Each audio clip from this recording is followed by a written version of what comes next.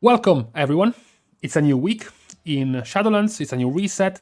I guess if you're from NA, this happened to you 24 hours ago, but for the rest of us EU Chads, it's right now.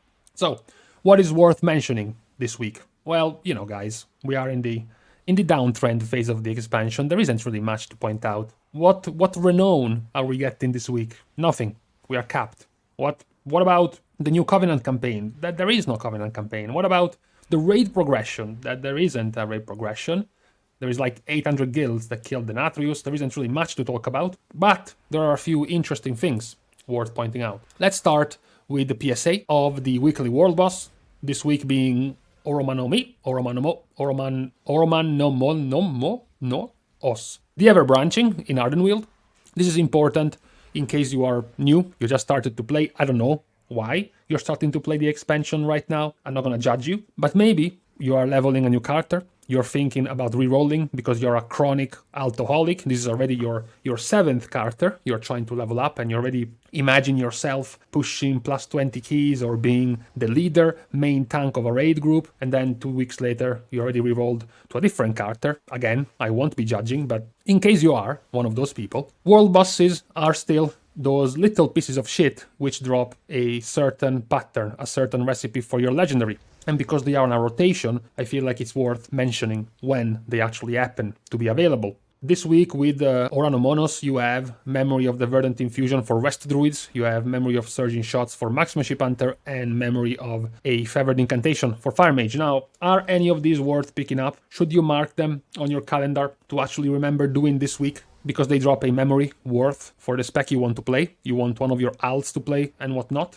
So for Restoration Druid, it definitely is. Memory of the Verdant Infusion is currently the most used legendary for Mythic Plus. So if you were thinking about doing Mythic Plus on a Restoration Druid, this is the week to go and snatch it from this world boss. Memory of the Verdant Infusion is not the absolute standout, always pick type of legendary for Mythic Plus. It's also not even one of the legendaries you're going to be using for all content, like some of the ones we will be seeing here. But it's definitely very good. It's the type of legendary in Mythic Plus that allows you to just refresh your HOTS on the tank. So you're going to save a bunch of GCDs. You don't want to use on the tank, just swift mend it when it's dropping low, refresh all the HOTS, have more time to top the group, have more time to DPS, to do whatever. It's very helpful in Mythic Plus. Of course, as a result, this legendary, when it comes to raids, it's not very powerful. You don't really care about refreshing the HOTS on a single target. In raid encounters, you want to spread as many HOTS as you can to all your raid, like Cancer, so you're gonna go for Visions of Unending Growth instead. So if you were leveling a character thinking about it being a raider, well, I guess you should probably already know the legendary you wanted to go for if you were a raider, if you were a healer trying to reroll to Restoration Druid. First of all, why would you reroll to Restoration Druid to be a raid healer? Unless you were playing a Mistweaver Monk, then I can kind of understand. And even then, you picked the worst one out of all the possible options you had. But still, again, I'm not judging. So definitely, if you want to do Mythic Plus, but even if you're a raider, even if you're planning to raid on your druid, you should still go for this legendary because it's very nice in Mythic Plus. Then you have Hunter. This legendary has been buffed a few times by Blizzard, Memory of Surging Shots. It is still not making up to Serpent Stalker's Trickery, which is the absolute standout best for marksmanship, and is what you will have to sort of focus if you want to go as a hunter. Luckily for you, Serpent Stalker's Trickery drops from Domina Venomblade in Plaguefall, so you just have to farm a few Plaguefall keys, maybe some heroics or mythic zeros and whatnot to get this legendary. You don't really need to focus Memory of Surging Shots on the world boss because, it's not really used like at all in raid encounters. There are literally more people that didn't even log with a legendary in a boss kill than there are people who use this legendary for marksmanship hunters. That's how little it's being used. In Mythic Plus as well, it is used a few times, but still nothing to compare with the major legendary for marksmanship hunters. The last legendary available this week for this world boss is going to be Memory of a Feathered Incantation. Now, if this was about a month ago, I would have told you, sure, go for it. It's the Biss Fire Mage legendary, used everywhere. Unfortunately, since Blizzard buffed, or rather fortunately, since you're still getting buffed, since Blizzard buffed Disciplinary Command, they literally made Disciplinary Command a better version of Feathered Incantation, by all means. So there is no more reason to pick Feathered Incantation anymore. Now, Feathered Incantation dropping from a world boss is very simple, is very easy to get and to obtain. Luckily for you, Disciplinary Command drops from Mists of Tir-Naseath, so it's another dungeon, it's another grindable thing, it's not time-gated, it's not from another world boss, for example. So it's gonna be pretty fine for you as a mage. You don't really need to get for Feathered Incantation as a fire mage anymore. I guess, you know, it doesn't hurt to pick it up now. You know, maybe by 9.1 Blizzard is going to change their mind and buff this legendary again and make it stronger again, so you should still go for it. The TLDR, by the way, is to just kill the world boss. Anyways, it takes you like 10 minutes at best. It's not that big of a hassle. In an entire week, spend 10 minutes or so to kill a world boss. Come on. After this, we have another PSA. I'm only pointing this out because I was surprised again by the comments. The news that the Beasts of Prodigum are available in Torghast. Now, they haven't been available recently, actually. It's been a while since we've got this. So, for the people who have missed this, it's an event where you get Timmy, Johnny, and Spike available to you when you start the run in Torghast. You can choose to basically get a pet.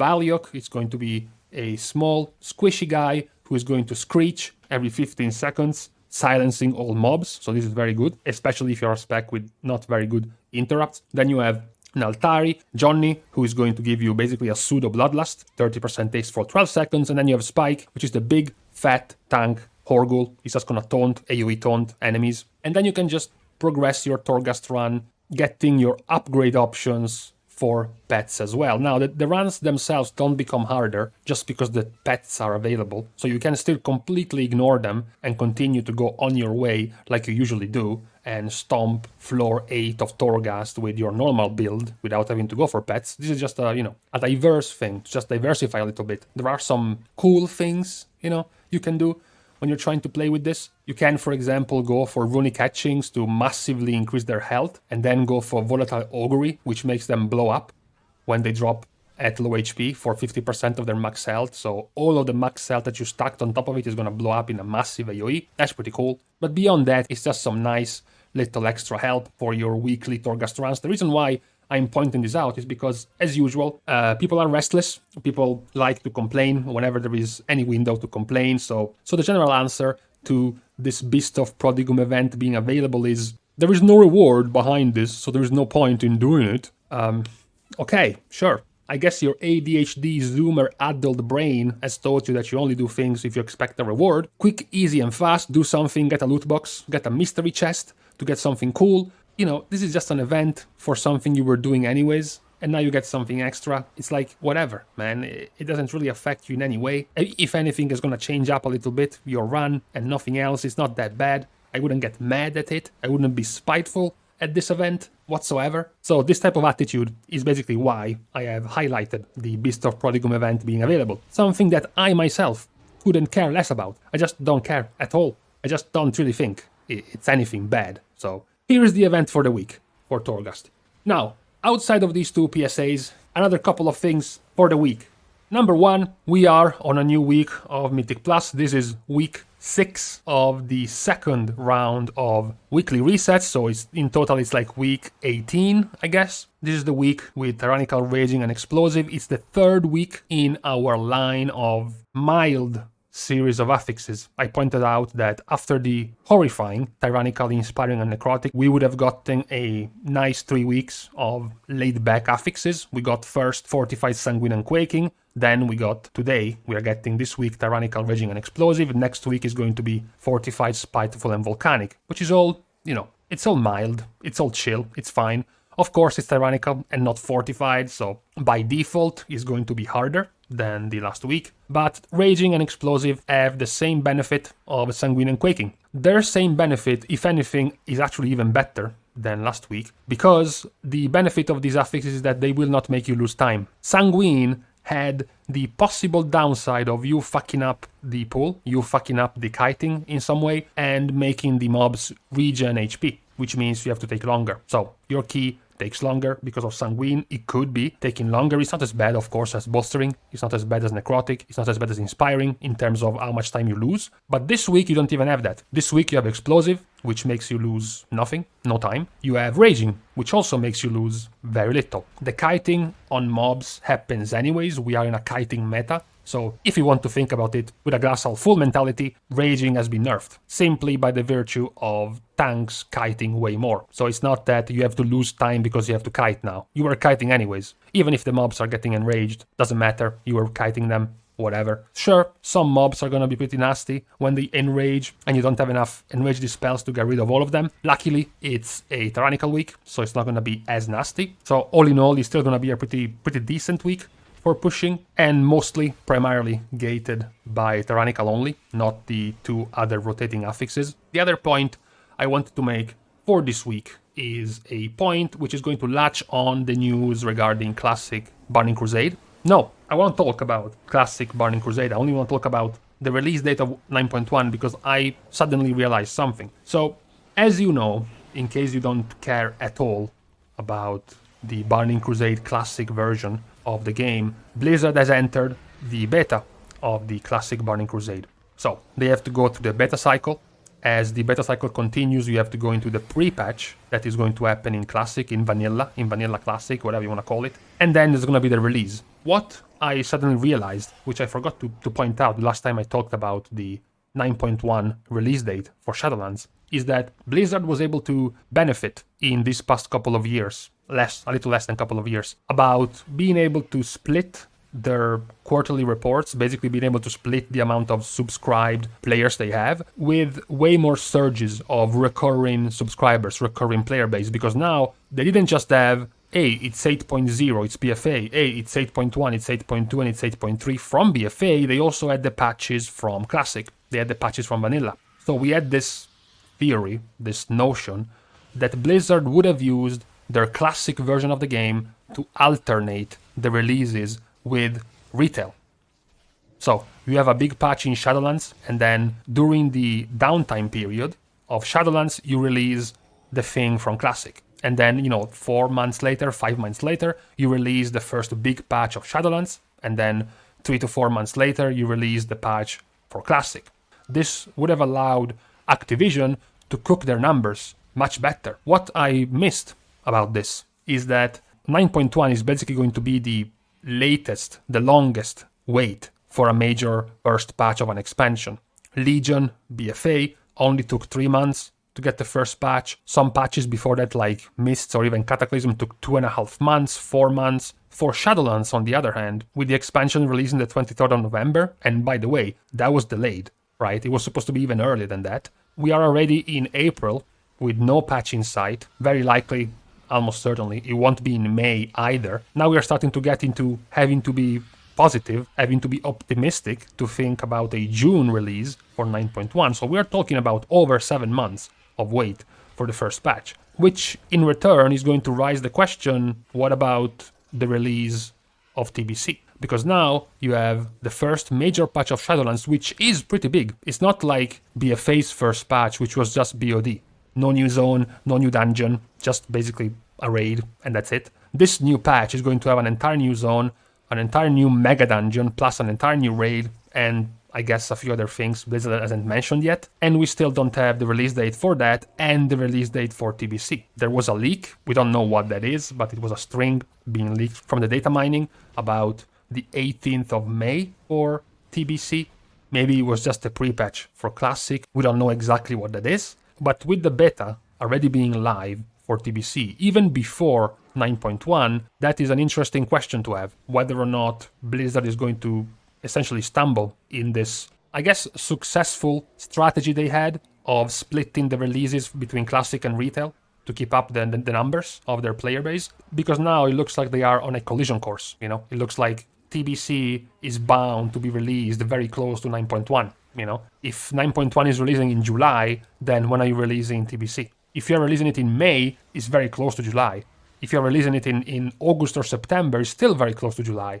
So that is a question that has popped up into my head and has no answer. You guys try to give an answer. I still think there is no real solution that will satisfy everyone. Satisfy Blizzard, satisfy the players who wanted to play Classic Burning Crusade and wanted to play Shadowlands, both of them at the same time. I think one of the two is going to get the worst side of the deal eventually. Of course, I don't want to jinx it or anything. I don't want to make you feel bad or anything if you're planning on playing TBC, but if Blizzard has to shaft one of the two versions of the game, they are absolutely going to shaft the classic version, not retail. So there is that. Then, outside of these two things, we can close with another point. For the point in question, we're gonna have to move. Let me move. We're gonna have to move right here in Boomer Central. We are moving to Boomer Central because there was the announcement that Diablo 2 Resurrected is entering the first technical alpha on April 9th. I find it pretty interesting, by the way, off topic, that within 10 days, a couple of weeks, we are getting into the beta of Classic Burning Crusade, plus the alpha of Diablo 2, plus the PTR of 9.1.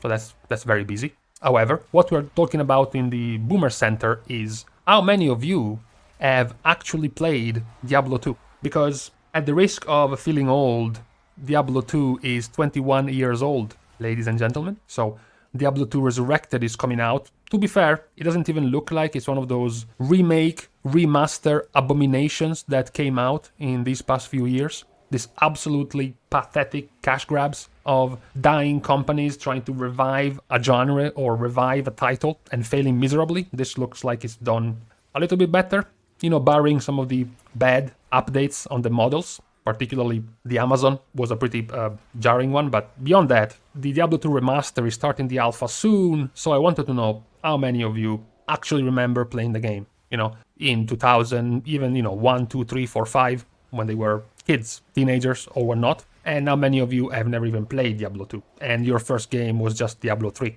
if you even played Diablo at all, which I'm assuming is going to be the majority of you, Diablo 3 being the more recognized and played game overall. And with this little bit, remembering every boomer how old they actually are, we can leave each other. We can see each other again tomorrow, very likely. After this, I have to go and eat because I'm fucking hungry. See you guys soon. And in the meantime, if anything, between Diablo 2 Remaster and Diablo 4, everyone is forgetting about Diablo Immortal.